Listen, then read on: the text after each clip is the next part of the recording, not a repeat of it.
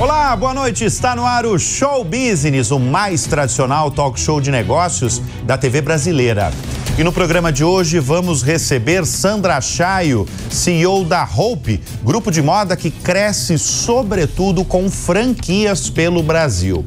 Nós vamos receber também Guilherme Bertani, CEO da Docol, fabricante de metais, louças sanitárias e pias de aço inox, que fatura R$1 bilhão por ano. Eu sou Bruno Meyer e seja muito bem-vindo ao Show Business, que começa em instantes.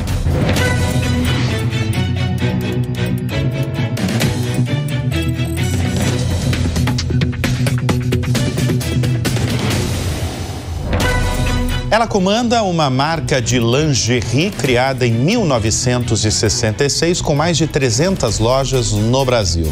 Nós vamos conversar neste bloco do Show Business com Sandra Chaio, a comandante da Hope. Sandra, obrigado pela presença aqui em nosso estúdio. Obrigada, Sandra. Você está há mais de 20 anos nessa companhia, né? A companhia fundada pelo seu pai, o Nissin Rara. Quando você percebeu que essa companhia fundada por ele, de certa forma, era sua também, que você teria o comando da companhia? E qual foi a sua primeira decisão, quando você sentou na cadeira? Então, Bruno, sabe que eu nunca imaginei trabalhar na Hope. Desde criança, a gente tinha, tanto eu quanto minhas irmãs, a gente tinha uma ligação emocional muito forte com a empresa, porque a empresa familiar é tudo muito misturado, né? Família, empresa, festas de final de ano, era todo mundo junto, até a convenção da empresa era na nossa casa do Guarujá, pra você ter uma ideia. Então a gente tinha essa ligação emocional. Mas para mim, o meu pai era aquele industrial bem-sucedido e eu queria trabalhar com moda, com design, eu não queria seguir os passos dele, eu queria criar a minha própria história. Só que em 1998, eu decido fazer um estágio na empresa, porque eu estava trabalhando com meu pai na área imobiliária, eu estava estudando arquitetura, e eu queria desenvolver os negócios imobiliários, ele tinha alguns terrenos e eu queria trabalhar nesse sentido.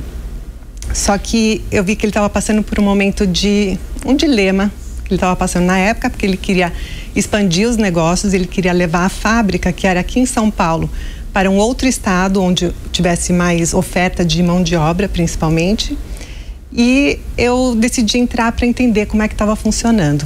Aí eu me apaixonei, eu falei, não, é isso que eu quero fazer para o resto da minha vida, e foi assim que foi feito. Eu entrei na empresa, então, em 1999, oficialmente. A fábrica migrou para o Ceará, a gente mudou a fábrica para o Ceará. E a minha principal contribuição nesse momento, assentando na cadeira, foi fazer um reposicionamento da marca, que começou nos produtos, reformulando todo o mix de produtos, passou pela comunicação e culminou com a nossa entrada no varejo através do sistema de franquias. Pois é, franquias. Outra grande mudança aí, a grande mudança nos tempos recentes da Hope foi pelo varejo, né? Por meio das franquias. Por que essa decisão de entrar nas franquias? A nossa cultura sempre foi B2B, business to business. E a gente sempre teve como objetivo fazer com que as pessoas ao nosso lado, que estão com a gente, prosperem. Esse é o nosso verdadeiro propósito. E desde as pessoas, dos colaboradores, funcionários, a confecção emprega, é muita mão de obra intensiva, principalmente mulheres. E meu pai sempre teve essa coisa com mulheres, né, de querer empoderá-las realmente. E quando a gente decidiu entrar no varejo, a gente viu no sistema de franquias uma maneira de oferecer essa oportunidade de outras empreendedoras e empreendedores viverem do nosso mesmo sonho de esperança. A gente entra com todo o nosso know-how, com os produtos, a gente tem fábrica própria até hoje. A fábrica é? Fica no Ceará. Ceará, tá. Na cidade de Maranguape. Tá. E todo o know-how que a gente tem, que a gente adquiriu nesses mais de 20 anos de varejo, oferecendo para o franqueado essa oportunidade de empreender com mais garantia de sucesso. Eu tenho uma informação e eu quero que você confirme a nossa audiência, que a rede de franquias fatura algo em torno de R$500 milhões. No ano passado. No ano passado, tá. Mais, E vocês querem dobrar esse número, né? Chegar a bater ali o bilhão. Chegar o bilhão até o fim de 2026. Como? É uma parte de uma estratégia bem ambiciosa que a gente tem, não só de ganhar mercado, mas de ganhar relevância na vida, principalmente na vida dos nossos clientes. A gente passou por um processo de ampliação, não só de portfólio, mas também de oferta de modelos de negócios. A gente lançou uma marca de moda fitness em 2017, então tem essa ampliação de categorias onde a gente pode atuar. A gente entrou no mercado masculino em 2022, então toda a parte de underwear masculino. A Hope deixa de ser a marca de lingerie e passa a ser uma marca de moda íntima para todos. E a gente também lançou então um modelo híbrido de lojas que carrega as duas marcas, tanto o Hope quanto o Hope Resort, que é essa moda praia e fitness. E a gente começou por cidades periféricas. Começamos pelo interior, um modelo muito vencedor, onde o franqueado ganha muito dinheiro, lojas de rua, e a gente está expandindo isso agora para as capitais. Então, a gente tem a oportunidade de realmente dobrar a rede de franquias, mas além disso... Em pouco tempo dobrar, né? Um número poderoso em pouco tempo, né? Mas com essas categorias e com esse modelo híbrido que está um sucesso, melhor vendedor de franquia é o franqueado, o próprio franqueado que já está ganhando dinheiro, né? E tá bom, você está satisfeita com esse modelo de franquias? Porque eu recebo aqui no Show Business visões diferentes, porque semanalmente a gente recebe os maiores CEOs do país. Eu recebi, semanas atrás, Miguel Kriegsner, fundador e presidente do Conselho de Administração do Boticário, que você conhece. E o Boticário tem 4 mil, né? 4 mil lojas, são centenas de franqueados. O maior franqueador, né? É o maior franqueador, né? E você, eu já recebi aqui também esse ano o Júnior Durski, fundador e CEO do Madeiro, e ele já falou uma visão oposta. Ambos são de Curitiba, ali do Paraná, visão oposta. Ele fala assim, ó, eu não gosto do modelo de franquia, eu mesmo gosto de construir os meus restaurantes pelo Brasil. Você é do time do Miguel Kriegsner, né? Você está satisfeita? Muito satisfeita. O Miguel foi um precursor, ele ao lado do Marcelo Scherto, que você leu o livro dele, você conheceu, foram as pessoas os visionários que fundaram o modelo no Brasil. O Brasil tem uma lei de franquia muito desenvolvida, tem a circular de oferta de franquias, é um modelo de negócio muito vencedor. E no Brasil, por uma série de questões tributárias e legais, é um modelo que favorece, principalmente para quem trabalha no varejo de moda, beleza, nesses itens de consumo que tem um preço médio adequado. Talvez o Madeiro, por ser serviço, seja um pouco diferente, mas né? Mesmo assim tem muitas franquias de serviços muito importantes, né? E de sucesso. Eu sou muito fã do sistema de franquias porque, para mim, minha franqueada do Paraná, ela é a dona da Hope do Paraná. E ninguém vence a dona de um negócio querendo fazer acontecer. Não, e conhece a cultura da região, né? O Brasil é muito diverso, é sotaque diferente, são culturas diferentes. Você gosta de andar pelo país aí, pelas franquias para ver? Adoro. Qual que é o seu perfil aí de líder mesmo? Mão na massa, eu gosto muito de visitar loja.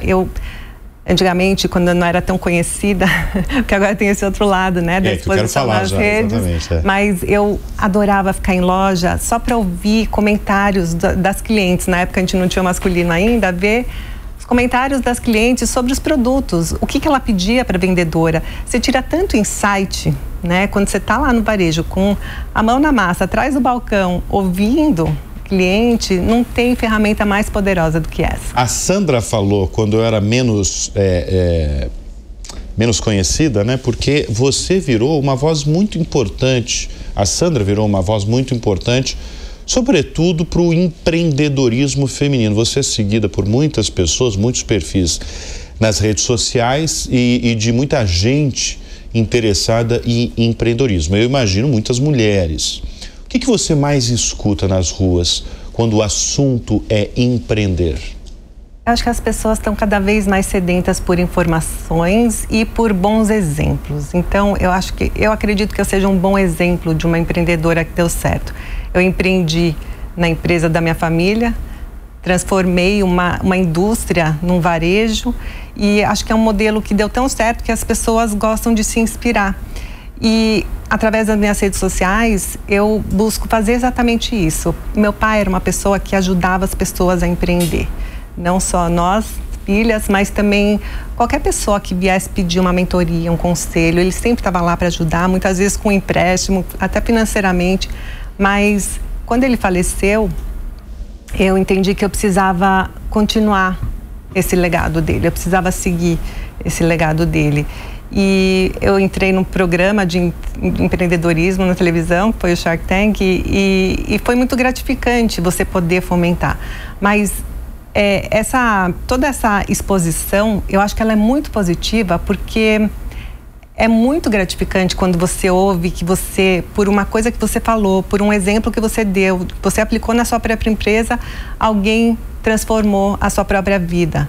Eu tenho seguidores, maioria mulheres mesmo, dos meus seguidores, mas tem muitos homens também. Eu me lembro agora de um caso de um homem que tem uma pizzaria e por causa de um insight justamente sobre franquias, ele transformou o negócio dele, expandiu a rede dele, enfim, isso é muito gratificante. Mas tem uma pergunta que você mais escuta? Por onde começar? Por onde começar? Por onde começar? Por onde começar? E qual é a sua resposta? As pessoas me falam assim, eu tenho uma ideia e eu não posso contar para ninguém porque a minha ideia, o que eu falo é que ideia não vale nada. O que vale é sua capacidade de execução. É o suor? É o suor e é mais do que o suor. Lógico, não tem ninguém bem sucedido que eu conheça que não trabalhe duro. Mas eu acho que tem que trabalhar com inteligência, a gente tem que trabalhar com uma visão. Primeira característica que o empreendedor precisa ter é a coragem. Você precisa ter coragem, sair de uma inércia e realizar alguma coisa. Muitas vezes sair de um trabalho com uma remuneração fixa, se arriscar. Sem se arriscar, não tem como. Depois você precisa ter uma visão de futuro, algo que você almeje e que você queira chegar lá. Para você ter um motivo para ter a disciplina de levantar da cama todos os dias, ir lá e fazer acontecer.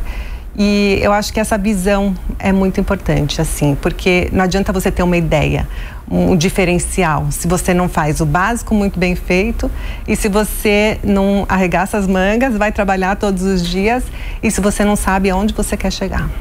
Sandra, nesses mais de 20 anos na companhia, vocês, em determinado período, vocês tiveram muita dificuldade de contratar costureiras e mão de obra especializada.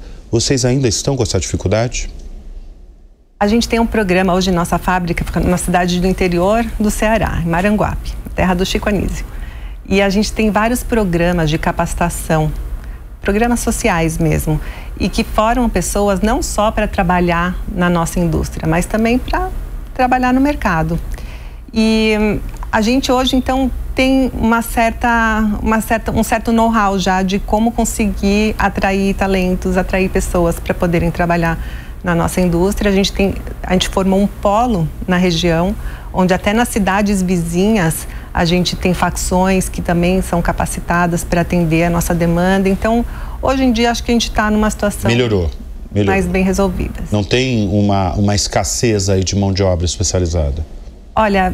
Sabe por que eu pergunto isso? Porque eu entrevisto CEOs de outros setores, por exemplo, construção civil, e eu já escutei de 3 grandes, aqui no programa mesmo, falando que está tendo um apagão de mão de obra.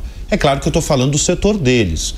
Primeira vez que eu estou falando com uma CEO de uma marca muito conhecida, né, do varejo. Como é que você tem avaliado? Pelo que eu estou vendo, não tem, então, um apagão de mão de obra no seu setor. Sabe o que tem uma dificuldade? Das pessoas que entram num tipo de auxílio, tipo Bolsa Família, tipo um seguro-desemprego. E essas pessoas que não querem trabalhar e que querem ter as coisas de um jeito mais fácil.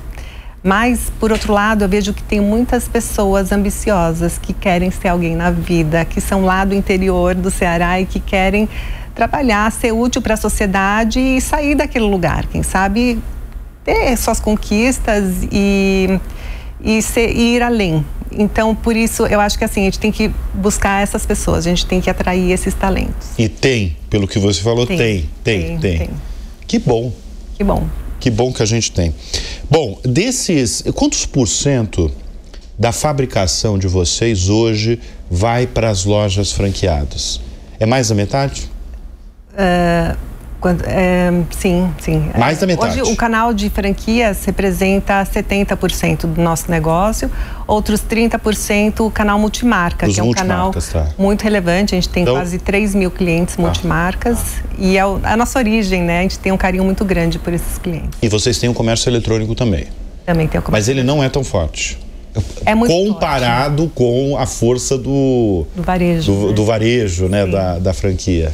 Não, hoje ele é bem relevante, ele acaba se misturando hoje por causa do Omnichannel. A gente atende, lógico, uma parcela das pessoas que compram pelo nosso e-commerce através do próprio site, através do centro de distribuição, mas hoje muito do que as pessoas compram online saem das lojas.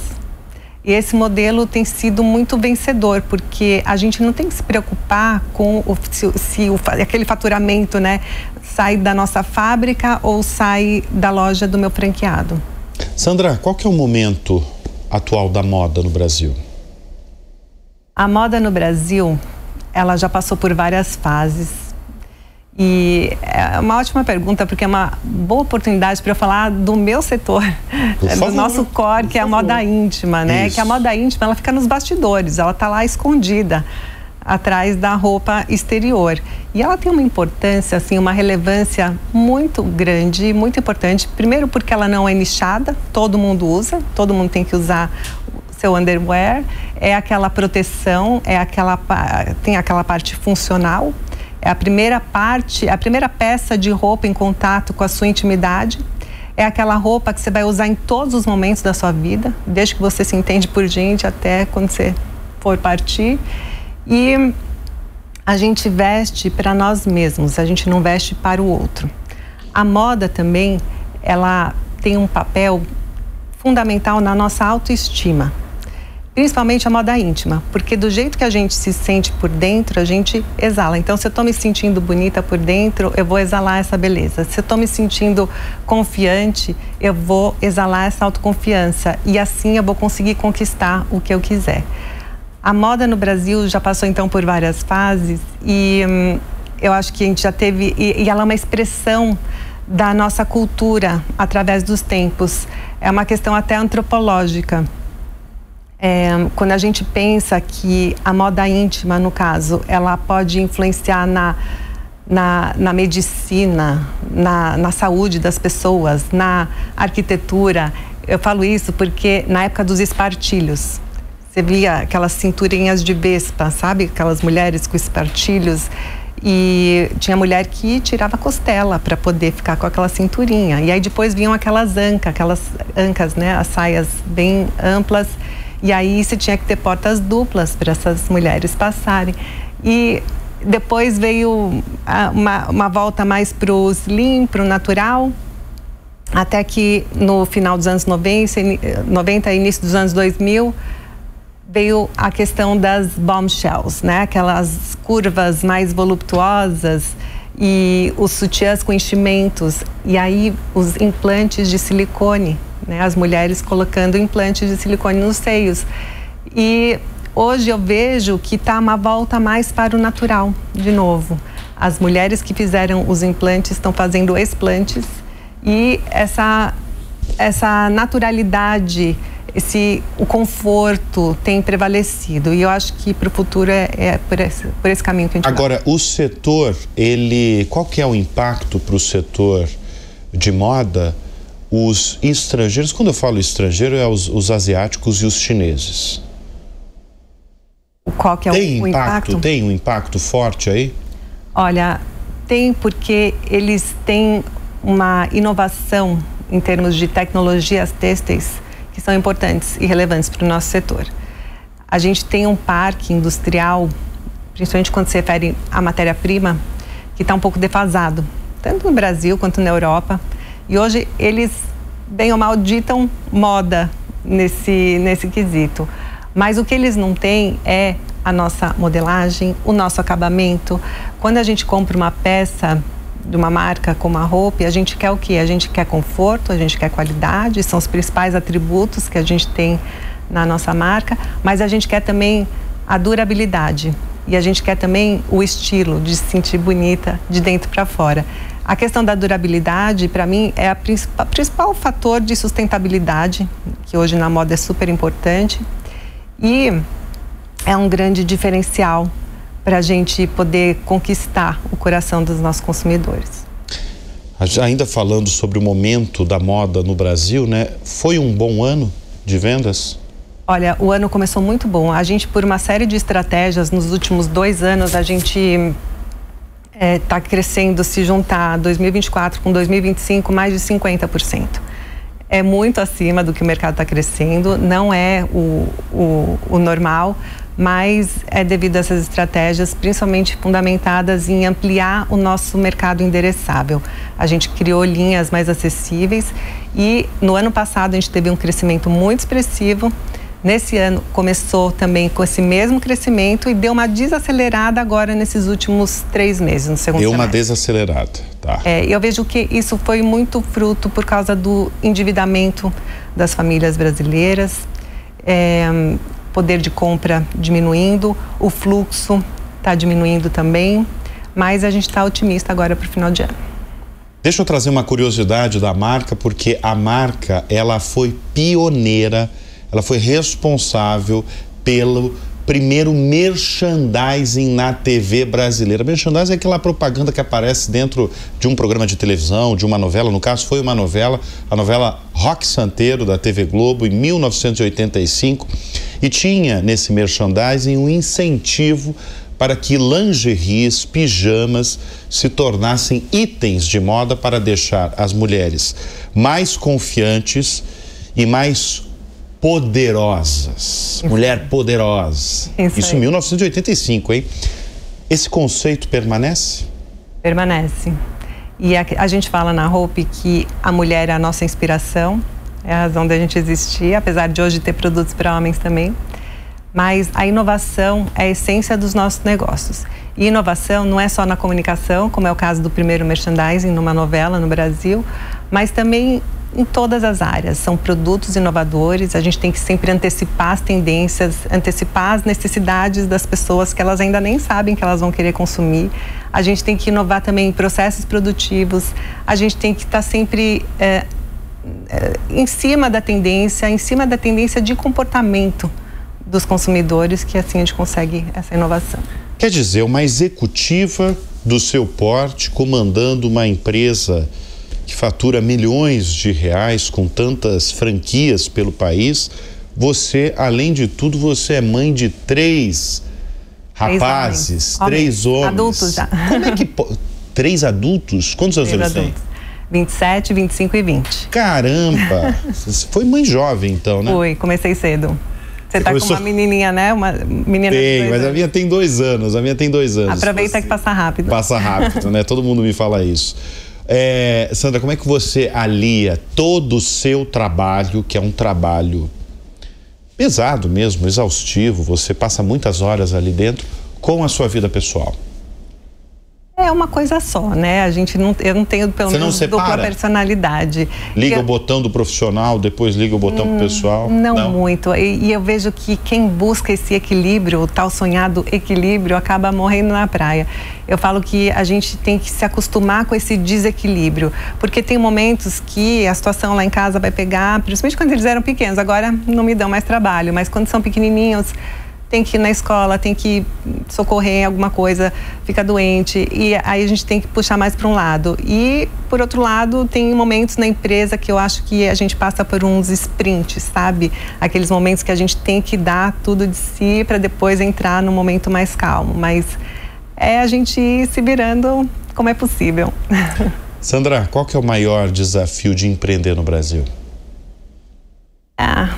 Eu diria que é a mudança de regras a todo momento. Quem empreende no Brasil é resiliente.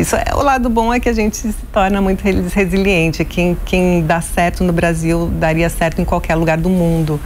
E eu acho que essas mudanças de regra, elas não são só para o futuro. Às vezes até o passado pode mudar, né? No nosso caso. Então, é uma desvantagem, é uma dificuldade, mas ao mesmo tempo acho que cria na gente essa resiliência. Hoje, o que é ser chique? Chique? Olha, essa é uma pergunta que me fazem muito na internet. Muito. É que você está no setor de moda, né? Lingerie. Isso. O que é ser chique, o que é ser elegante. O que é ser elegante e chique? Eu acho que é você ter uma certa coerência com a sua personalidade, com a imagem que você quer passar. Eu vejo que as pessoas que tentam forjar uma personalidade que não é a dela, acaba tendo alguma coisa esquisita lá, fique coerente e aí não dá certo. Eu acho que a gente tem que buscar sempre essa coerência. Foco em 2026, bom, você já falou, né? Dobrar o faturamento lá das franquias, né? É bater R$1 bilhão? Esse ano os nossos canais, varejo, vão faturar mais de 800 milhões. No ano que vem a gente deve passar de R$1.200, R$1.300, mas é uma ambição positiva que eu chamo assim. Eu acho que é um marco, não tem dúvida, né? Quando você faz a virada do 1 bi, mas cada vez mais pensando na relevância não só dos nossos consumidores, mas também dos nossos franqueados, que é o nosso principal modelo de expansão. Pergunta clássica aqui do Show Business, Sandra, quem é ou quem são as suas referências, tanto no mundo dos negócios quanto na vida? Meu pai é uma pessoa que une nos dois universos, né? Tanto na vida pessoal quanto nos negócios, um exemplo de empreendedor, com humanidade, com ética, enfim, um dos raros empreendedores que conseguem unir esses dois lados. Mas sabe, Bruno, eu sou uma pessoa muito curiosa, estudiosa. Sempre gostei muito de ler.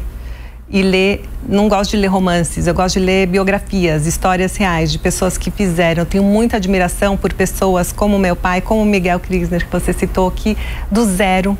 Meu pai vinha de uma família muito humilde, lá no Líbano, e chegou no Brasil com centavos no bolso e construiu uma empresa multimilionária.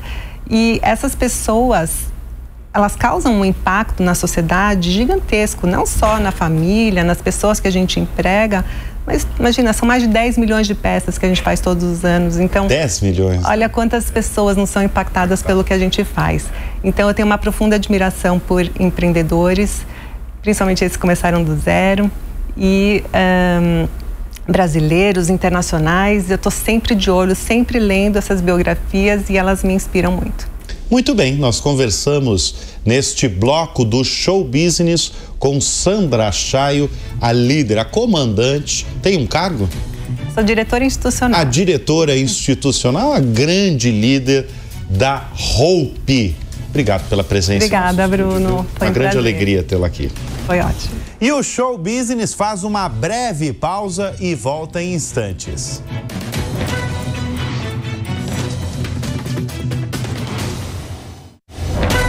Ele comanda uma empresa familiar que vai completar no ano que vem 70 anos de história e que fatura R$1 bilhão anualmente. Nós vamos conversar neste bloco do Show Business com Guilherme Bertani, CEO da Docol. Guilherme, obrigado pela presença em nosso estúdio. Eu gosto muito de receber empresas como a sua, que você comanda, porque uma fabricante de metais, de louças sanitárias, de pias de cozinha, enfim, outros produtos, é uma espécie de pulso. Pode ser pequeno, pode ser médio, mas uma espécie de pulso da economia. Se essa economia ela está aquecida, se ela está morna ou se ela está parada. Por isso eu te pergunto imediatamente, como é que foi esse ano para vocês? Olá, Bruno. Muito prazer, muito legal estar aqui com vocês. Esse ano foi um ano difícil. O setor da construção civil, ele geralmente é impactado pelos juros, pela questão do desemprego, e pela oferta de crédito. E duas coisas começaram a complicar no mercado esse ano, ou seja, já começaram ano passado e que tiveram impacto mais forte esse ano. A questão dos juros e de disponibilidade de crédito para a construção. Então houve uma retração na busca por imóveis, principalmente os imóveis de médio preço, e o pessoal diminuiu o apetite para fazer reformas em casa, resolveram economizar, comprar produtos um pouquinho mais econômicos, e isso o setor todo sentiu de uma maneira bastante forte. E como agir, Guilherme, em períodos como esse, em períodos em que a demanda é baixa, como a que você vive agora? Quer dizer, não é a primeira vez que você vive, né? A empresa vai completar 70 anos de história, você tem quase 25 anos de companhia. Mas como lidar em períodos em que a demanda simplesmente não é alta? Bom, eu vejo que tem duas situações. Uma, quando você não está plantando. Então, nesse caso, as empresas ficam mais fragilizadas porque elas não estão bem posicionadas no mercado e vem essa maré ruim e acaba criando uma série de dificuldades. Agora, se você sempre está tentando desenvolver seu mercado, desenvolvendo o portfólio, geralmente essas empresas, querendo ou não, estão mais preparadas para as adversidades também.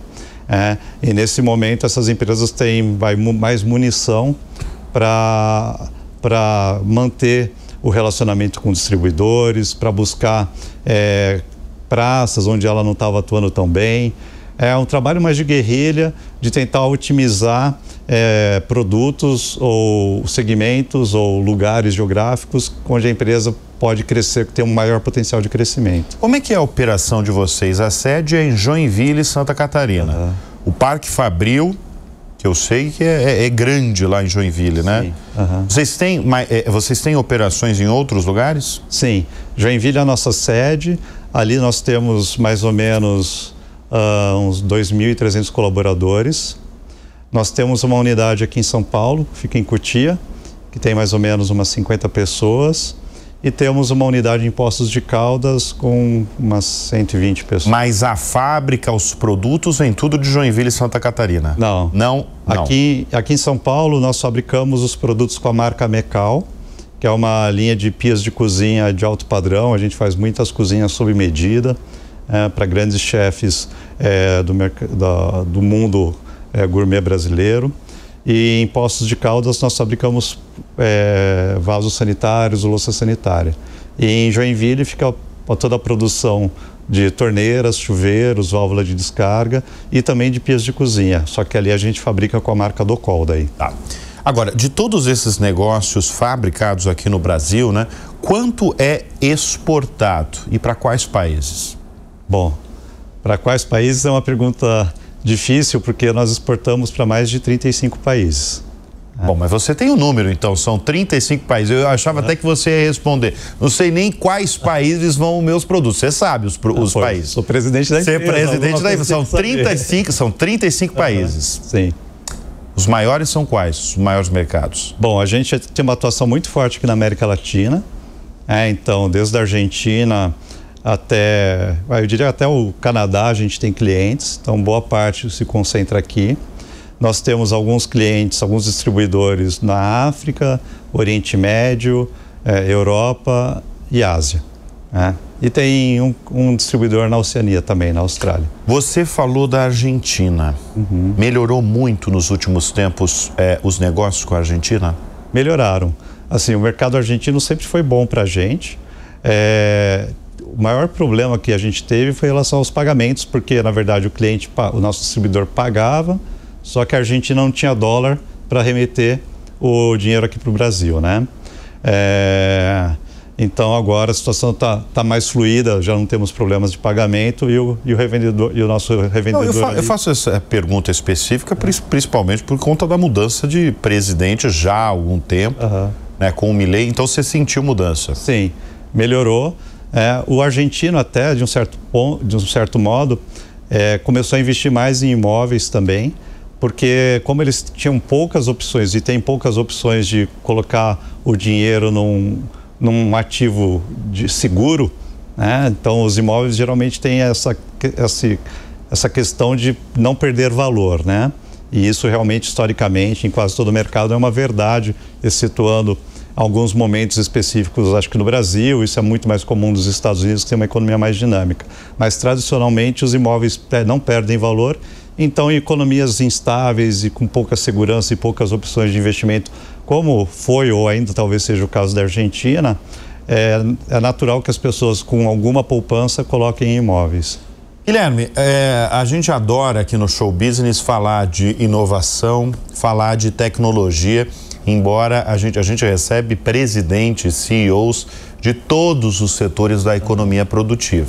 E tem determinadas áreas, indústrias que muita gente fala assim, é um pouco difícil inovar porque são indústrias muito tradicionais. Difícil eu escuto pouco dos convidados que sentam nessa cadeira. Mas é claro que tem indústrias que dá para inovar muito mais do que em outras. A sua indústria, que é uma fabricante, é fácil de inovar? Como é que vocês têm inovado? Bom, vamos lá. Na parte de pias de cozinha, a inovação é mais lenta. Então, o ciclo de novidades, existe muita inovação em termos de acessórios, de funcionalidades para facilitar o uso da cozinha. Mas não é assim uma grande inovação tecnológica. No mundo da louça sanitária, existem algumas inovações importantes e boa parte do nosso sucesso que a gente teve no mercado quando a gente começou a vender louça sanitária, foi uma coisa recente, fazem 5 anos, foi porque a gente realmente trouxe uma linha muito atualizada para o mercado brasileiro e o mercado, o consumidor viu o valor nisso e preferiu comprar os nossos produtos, né? E a gente conquistou um espaço pequeno ainda, mas importante, de uma maneira muito rápida, o que não é comum no setor de construção civil. Mas eu sei de tecnologia que vocês gostam de usar em determinados produtos. Sim. Tem torneira, por exemplo, que dá para fazer, que ela começa a funcionar com controle de voz? Tem isso? Sim, então no mundo das torneiras, dos chuveiros, aí sim... É mais fácil? Não é mais fácil, mas existem mais soluções e a gente consegue agregar outras tecnologias que estão em outros produtos nas torneiras. Então, por exemplo, comando de voz, né? Então, colocar a internet das coisas. Então, nós somos a primeira indústria no Brasil a criar uma torneira de cozinha que funciona ao comando de voz. Então, você fala, enche um copo, vou fazer macarrão. Lógico, você tem um aplicativo que você faz um pré-programa e você comanda com a sua voz e a torneira abre, fecha, liga água quente, água fria, enche um copo. Você pode fazer uma série de programas. Quanto custa mais ou menos uma torneira com controle de voz? Olha, ela vai custar, infelizmente, tudo inversamente proporcional, né? Então, como a gente tem volumes muito pequenos, os componentes eletrônicos acabam custando mais porque o chip é feito, a placa é feita de uma maneira específica para atender a nossa demanda, tudo. Então eu diria que hoje pode custar uns 15 mil reais. 15 mil reais? Isso daí é a torneira que tem o controle pela voz? É isso. Tá. E tem outros produtos em relação, que envolvem tecnologia, como controle o comando pela voz é o mais tecnológico de vocês? Nós estamos lançando um chuveiro que você consegue colocar exatamente a temperatura que você quer que a água saia e você consegue programar. Então daí sempre que você acionar o chuveiro, ele vai sair com aquela temperatura pré-programada, o volume de água também.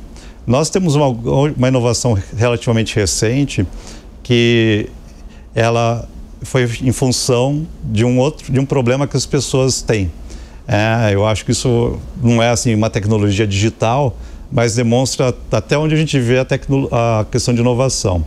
A gente observava que as pessoas, quando iam lavar os alimentos, principalmente vegetais e frutas, tinha uma dificuldade de fazer isso de uma forma mais saudável, né? Muitas pessoas põem gotinhas de hipoclorito na água e isso faz com que, lógico, você mata as bactérias, os germes, mas é um produto altamente tóxico.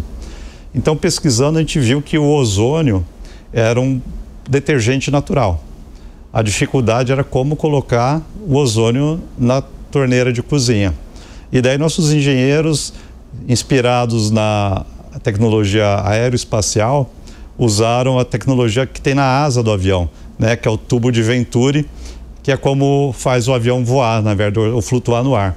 Então a gente colocou um mecanismo assim dentro da nossa torneira e quando a água passa, ela succiona o ozônio, que é gerado por um gerador elétrico, e ele mistura a água e o ozônio na quantidade certa para você lavar o alface, o morango. Nossa, vocês foram longe mesmo, hein? E isso é interessante porque, além de matar os germes, ele tira também uma parte dos agrotóxicos que estão na superfície dos vegetais. Sim, sim. E o mais legal disso é que depois uma faculdade aqui em São Paulo fez um grupo médico fez uma tese de doutorado que provou que, usando a água dessa torneira, as cicatrizes de cirurgia eram cicatrizadas mais rápido. Então a pessoa ganhava alta mais rápido do hospital também. Muito bem, da asa do avião. Parte do negócio. Olha só, como eu apresentei o Guilherme Bertani, ele comanda essa companhia, que é uma companhia familiar. E a gente gosta também de falar e trazer essas diferenças entre uma companhia de capital aberto, porque passa muito presidente aqui de companhia, de empresa de capital aberto, e passa muito, como é o seu caso, né, de uma empresa familiar, que a gente sabe que tem os seus lados muito positivos e, como tudo, tem seus lados negativos. Para você, Guilherme, quais os desafios de comandar uma operação de uma companhia familiar que vai completar em agosto de 2026 70 anos de história? A Docol, ela tem uma história bem interessante, eu acho que nessa parte, porque desde a década de 70 nós temos sócios estrangeiros. Então a governança sempre foi muito importante para a gestão da empresa, e tanto que a gente já tem auditoria externa há mais de 40, 50 anos. A gente sempre teve os processos bem consolidados. Há mais ou menos 10 anos a gente tem o conselho, na empresa também, o conselho consultivo com 4 conselheiros independentes e só um membro, uma pessoa que representa o acionista principal. E a presença da família sempre foi muito pequena na empresa. E quem é da família e trabalhou na empresa teve que fazer uma faculdade de ponta, né, teve que trabalhar em outra empresa antes de entrar na Docol, né?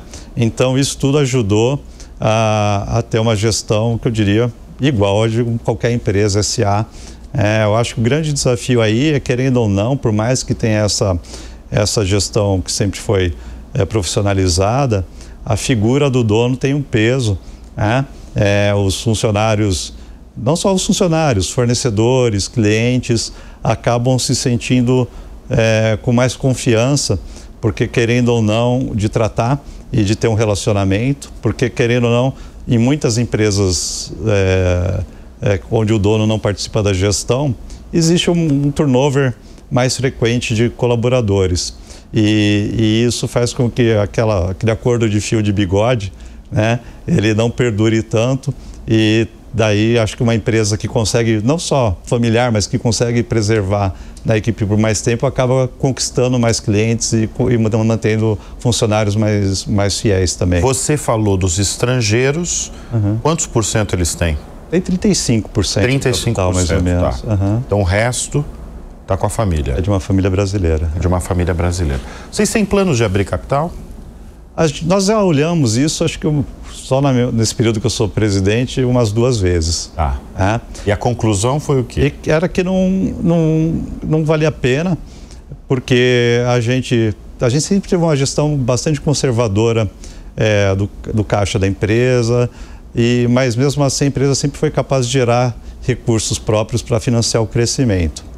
Então, mesmo com os planos que a gente tem, que são bastante fortes de crescimento, a gente não via tanta necessidade de caixa para ir para o mercado, né, para levantar muito dinheiro.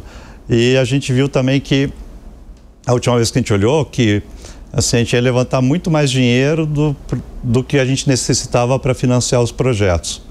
E outro ponto também é que, do ponto de vista societário, os 2 acionistas não viram nenhuma vantagem de ter mais liquidez, né, que seria o principal ativo aí de uma ida para o mercado. Então a gente acabou deixando isso na gaveta mas é sempre uma alternativa que a gente olha de tempos em tempos. Guilherme, eu abri o programa falando sobre o pulso da economia, né? Como é que andava, como é que foi esse ano de 2025?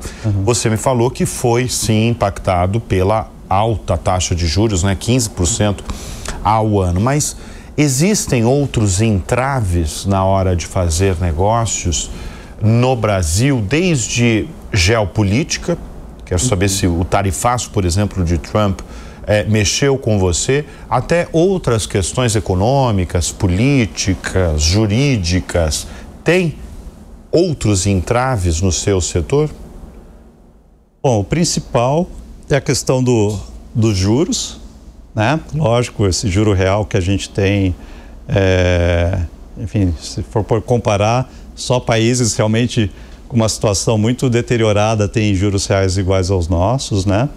Eu diria que a questão, querendo ou não, do emprego, a questão do baixo desemprego, que de certa forma é mascarada pelos programas sociais que existem no Brasil, eles tiram muita gente do mercado formal de trabalho e as construtoras acabam tendo dificuldade para contratar pessoas, o comércio acaba tendo dificuldade de contratar bons vendedores, nós temos dificuldades de contratar gente também. Isso acaba inibindo também um pouco os investimentos. Eu já recebi presidentes de construtoras aqui no Show Business que relataram essa dificuldade. Inclusive falaram de apagão de mão de obra no país. Sim. Você tem visto isso? Sim, sim. Lá em Joinville, em Santa Catarina, é um problema sério. Tem colegas meus que têm unidades em vários locais do Brasil. E Joinville era para ser a cidade onde eles iriam fazer investimentos, mas foi preterida porque a expectativa de não conseguir contratar pessoas suficientes fez com que esse investimento fosse para outra região. Mas tem outros problemas de infraestrutura. Eu diria que a questão das estradas, principalmente lá no sul, é um problema gritante. E outro, vamos pegar, por exemplo, a energia elétrica. Todo mundo, a gente abre os jornais e fala, poxa, o Brasil, a energia elétrica, produção verde, né, reciclável, baixo impacto, barata de ser produzida, mas é uma das contas de energia elétrica mais caras que tem no mundo. Então, qual que é a lógica? A produção é barata, mas o custo dela é extremamente caro. Então, a gente tem menos recursos.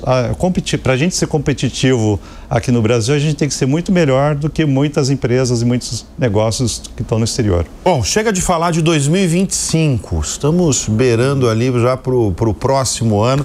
Eu queria que você trouxesse para a nossa audiência expectativas para os negócios em 2026. O que vem por aí? Então, nós não estamos muito otimistas nessa questão dos juros altos. Mesmo que ano que vem tenha uma redução, que vamos dizer que cai dos 15% para 12%. Não, você está sendo otimista, na verdade, porque eu recebi aqui economistas que falaram que pode, né, uma projeção, pode cair ali em março, né, logo no começo. Mas se cair é 0,5, 0,75, vai continuar com 14 e pouquinho, né? Sim. Mas vamos delirar aqui, né? Se cair de 15 para 12, não muda nada. Continua sendo juros massacrante, que para investir em construção, investimentos de mais longo prazo, e mesmo para modernizar, né, uma fábrica, são juros que inviabilizam vários projetos. Deixa eu trazer um pouco de curiosidade aqui no Show Business, da trajetória da carreira e, sobretudo, do gosto de Guilherme Bertani, o CEO da Docol. Você é autor de livros, você já lançou 3 livros e livros de poesia. Da onde vem o seu gosto pela poesia? Bom, não sei, eu acho que faz tempo eu gosto de escrever. E mais ou menos em 2001, 2002, eu comecei a registrar meus pensamentos, digamos assim, e fui mostrando para as pessoas, elas gostavam. Daí eu participei de concurso de literatura lá em Joinville, um poema meu foi selecionado, e daí fui acumulando esses poemas, e daí resolvi buscar um editor, né? E assim começou. na verdade, um dos livros que eu publiquei é sobre uma história, é sobre a história de uma viagem que eu fiz para a Antártida. Então, ele mistura um pouco de poesia, de ficção e de realidade também. Qual que é a sua formação? Eu sou administrador. Mas não tem nenhum envolvimento com letras, com... Quando eu falo assim, da onde vem esse gosto? Tá. É desde a infância, desde a adolescência, ou é uma necessidade sua recente de colocar no papel, de escrever no papel coisas que está dentro de você? Acho que é mais por aí, né? Colocar registrar alguns pensamentos, né? Algumas coisas que despertam minha curiosidade, né? Escrever isso de uma maneira um pouco não tão literal assim, né? Porque realmente confesso que as minhas notas de português e de literatura não eram boas. Não eram muito boas. Era nisso que eu queria chegar, não eram tão boas assim. Você não era o primeiro da sala em português. Não, com certeza não era. Os seus poemas, as suas poesias falam do quê? Da vida? Falam de várias coisas. Às vezes são observações da natureza, às vezes falam de justiça, liberdade, do desejo, da natureza. Então acho que tem uma variedade aí de temas que... Quando eu falo isso, e eu gosto de trazer para todos os nossos convidados, é uma espécie de refúgio, porque boa parte dos CEOs que passam pela cadeira aqui do show business tem algum hobby, né? Uhum. Acorda às 5h30 para correr, muita gente está correndo, ou faz outro tipo de esporte. Você gosta de fazer esportes também? Sim. Ou o seu refúgio é só a poesia? Não, eu tenho uma variedade de coisas que eu gosto. Eu gosto de correr, gosto de mergulhar, já escalei algumas montanhas também, então tem uma variedade. Toco violão, então tem uma variedade então de você tem vários interesses na vida, não é só... Eu fui informado que era só no texto. Não, você está falando que são várias coisas. Tem algumas coisas que eu acabo inventando aí. Ô Guilherme, você comanda uma empresa de mais de 2.000 professores, 2.300 só em Joinville. Isso, O que você mais valoriza num profissional hoje? Olha, e isso é uma coisa que a gente tenta desenvolver e estimula bastante na empresa, é o protagonismo. A gente sabe que a liderança é o traço principal que as pessoas têm que ter, né? E liderança a gente entende que não é aquele que manda, né? Mas aquele que promove mudanças na empresa.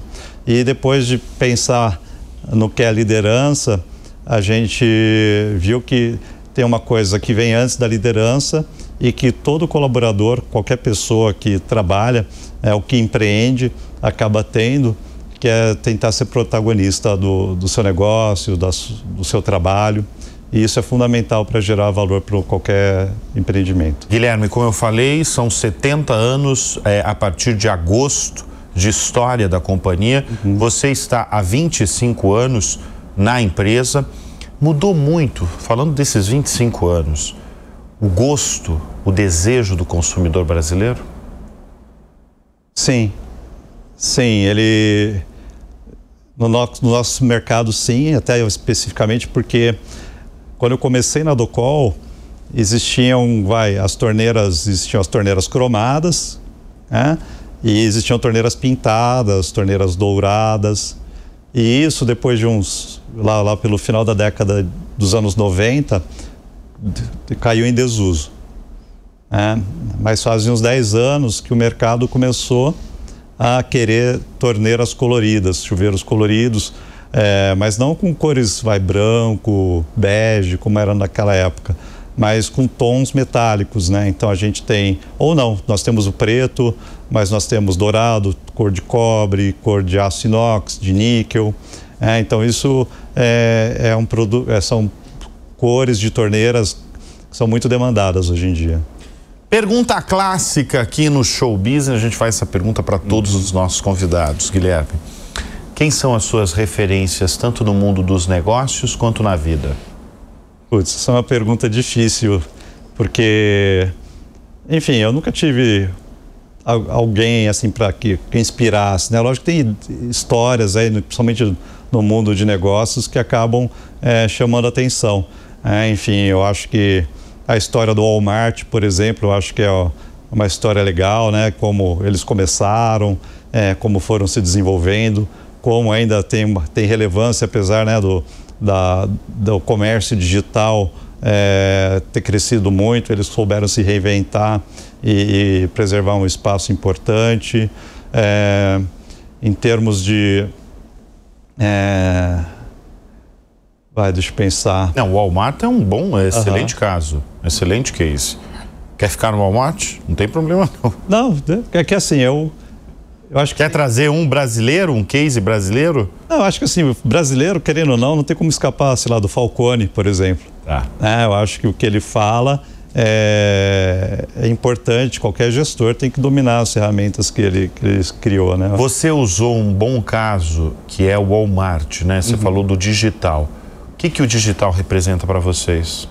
Então, existe um movimento, né? As pessoas estão cada vez se acostumando mais e ganhando mais confiança para comprar qualquer tipo de produto pelo mundo digital, né?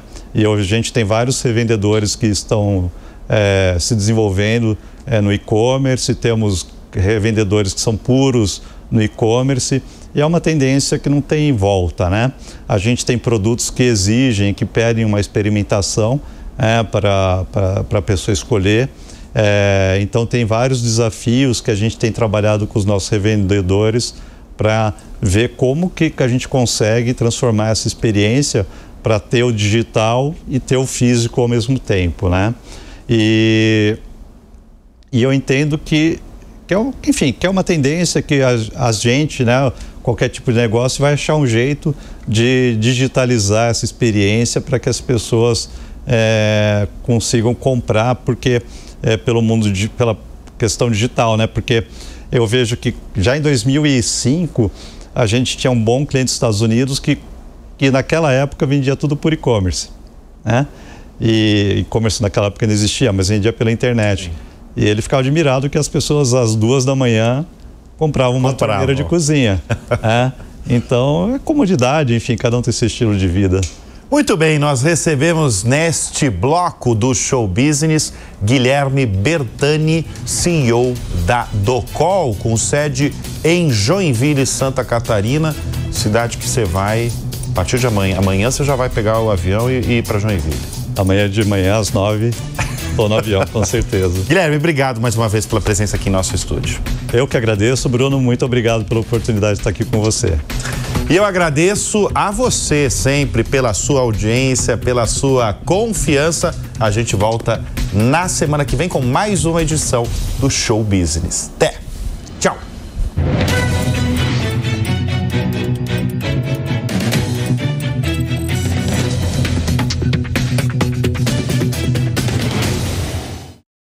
A opinião dos nossos comentaristas não reflete necessariamente a opinião do Grupo Jovem Pan de Comunicação. Realização Jovem Pan.